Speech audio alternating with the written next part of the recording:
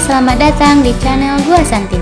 Agar tidak ketinggalan informasi dari kami, jangan lupa like, komen, dan subscribe buruan. Halo teman-teman, selamat datang di channel Gua Santin. Teman-teman, cerita tentang Nusantara Sehat lagi nih.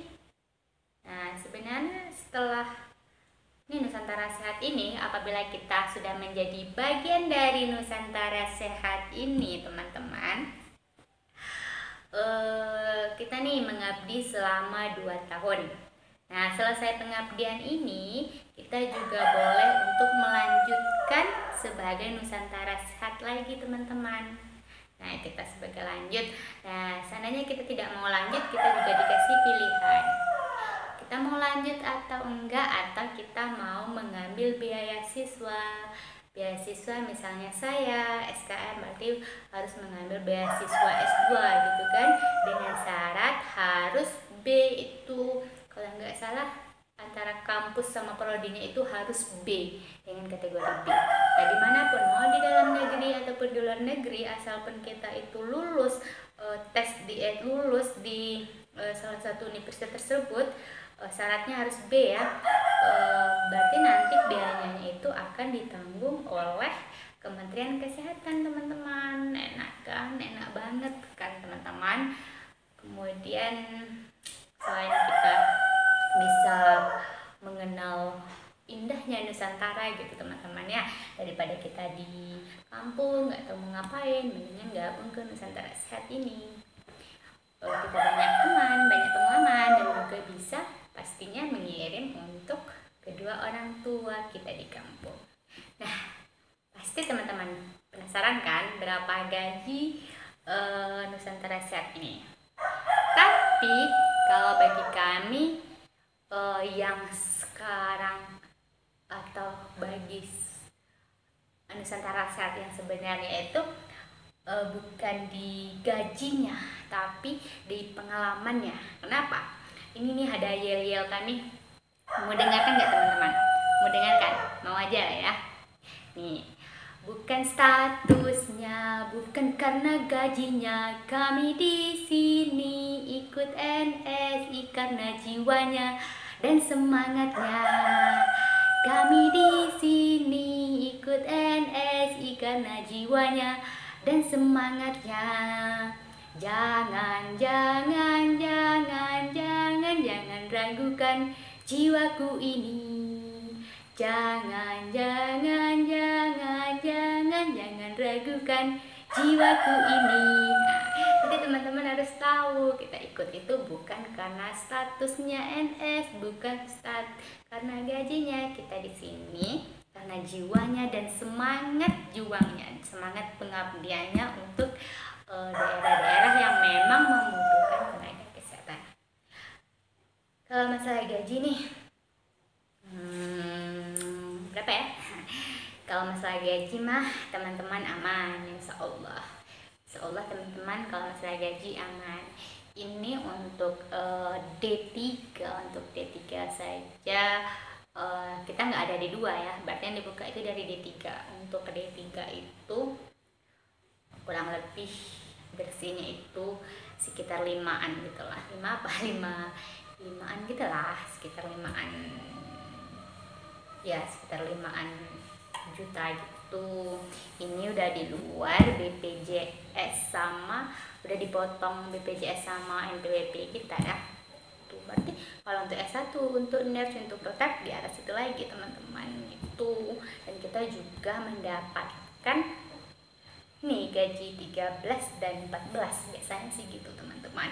Kita mendapatkan cuti tahunan selama 12 hari. Kita mendapatkan cuti tahunan selama 12 hari. Nah, di NSI ini kita juga boleh kok menikah, teman-teman. Kita boleh menikah gitu. Jadi tenang aja kalau teman-teman, bentar lagi saya menikah, gak apa-apa, boleh. Tapi di NSI ini apabila saat pembekalan kita tidak boleh hamil, itu teman-teman. Kemudian kayak udah di puskesmas itu kita ngapain sih? Nah, awalnya saya memang agak bingung gitu ya, teman-teman, ngapain lah saya di puskesmas gitu kan.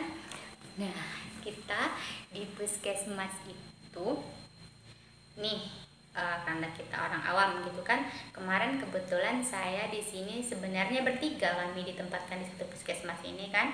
Ada dokter gigi, ada farmasi, ada saya satu gitu kan. Jadi kita tenang saja. Kita nggak sendirian kok ditempatkan di puskesmas tersebut gitu kan.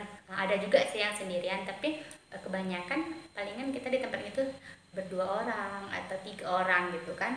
Kemarin kami sebenarnya bertiga orang gitu teman-teman, tapi yang satu ini hamil, jadi dia nggak boleh penempatan, jadi dia harus milih penempatan lagi. Jadi kalau udah hamil untuk penempatannya ditunda ya teman-teman kalau hamil. Jadi kami ditempatkan berdua, satu saya dan satu lagi teman saya farmasi, itu dari Aceh, Kemudian kita ada ditempatkan, kita masuk kan ke puskesmas. Kita kan agak canggung gitu kan, tapi karena kita udah kemarin udah ada pengalaman kerja, jadi ya kita santai saja lagi gitu kan. Udah harus bisa bersosialisasi dengan staf-staf puskesmas kayak gitu kan. Udah dikenalkan kampusnya, ini anak NS kita, ini gitu kan. Pas sampai di puskesmas kita ada masa orientasi kan teman-teman. Kita masa orientasi ini bekerja, awalnya kita di TU, nanti diletakkan di RM, ditaruhnya di promosi kesehatan di itu nanti itu kan. Kita orientasi. Setelah orientasi, hal yang harus kita lakukan ini pada awalnya di puskesmas teman-teman itu sudah tuntas atau belum PISPK-nya, pendataan PISPK-nya gitu. Nah kebetulan di puskesmas kami ini memang belum tuntas pendataan PISPK-nya. Nah itulah tugas kita. Kita harus menuntaskan dulu pendataan PISPK di wilayah kerja puskesmas kita ini gitu teman-teman.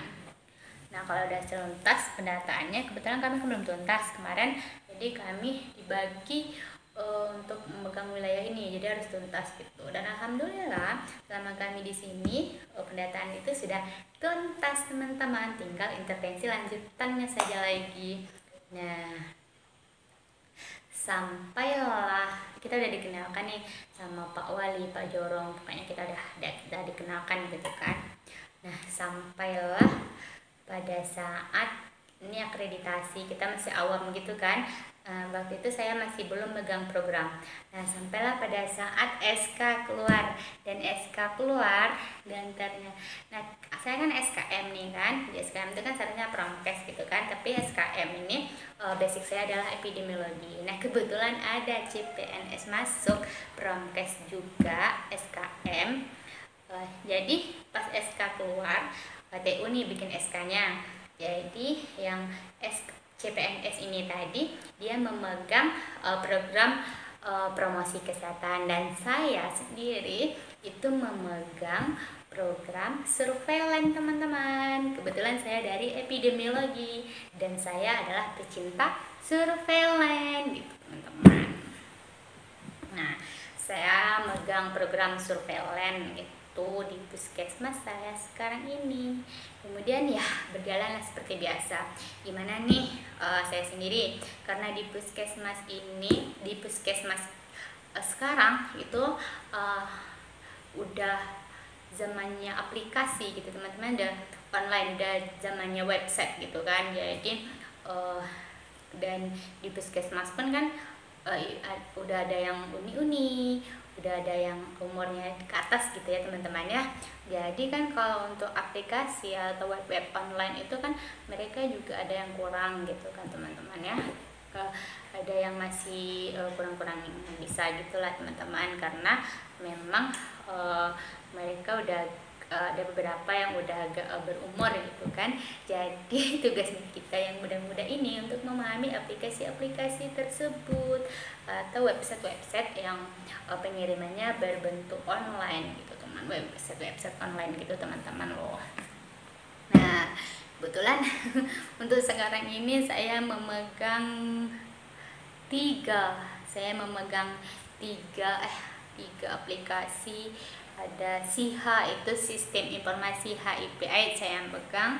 Kemudian ada aplikasi Sismel, itu tentang malaria saya yang pegang. Kemudian ada aplikasi pandemi COVID-19 Kabupaten Bogor Kota, saya juga yang pegang. Dan setelah itu untuk aplikasi TB itu bukan saya yang megang, tapi saya membantu mengerjakan laporan. Nah, di sini teman-teman, saya sendiri pantang nggak teman-teman untuk mengirim, kalau bisa sih mengirim, kita tuh harus mempunyai image baik gitu, baik di dinas maupun di puskesmas gitu ya teman-teman ya, itu nanti tergantung kita. Nah, kalau saya sendiri mengirim laporan tuh usahakan benar-benar tepat waktu gitu teman-teman, jangan sampai terlewatkan gitu. Berarti nanti teman-teman tergantung puskesmas juga, kalau masih ada program mereka memegang programnya terlalu ganda gitu, terlalu banyak, bisa saja nanti program tersebut dilimpahkan kepada teman-teman sekalian itu teman-teman. Berarti bisa saja nanti teman-teman itu mendapat sebagai pemegang program, bisa saja nanti teman-teman itu sebagai pelaksana program. Ya begitulah teman-teman.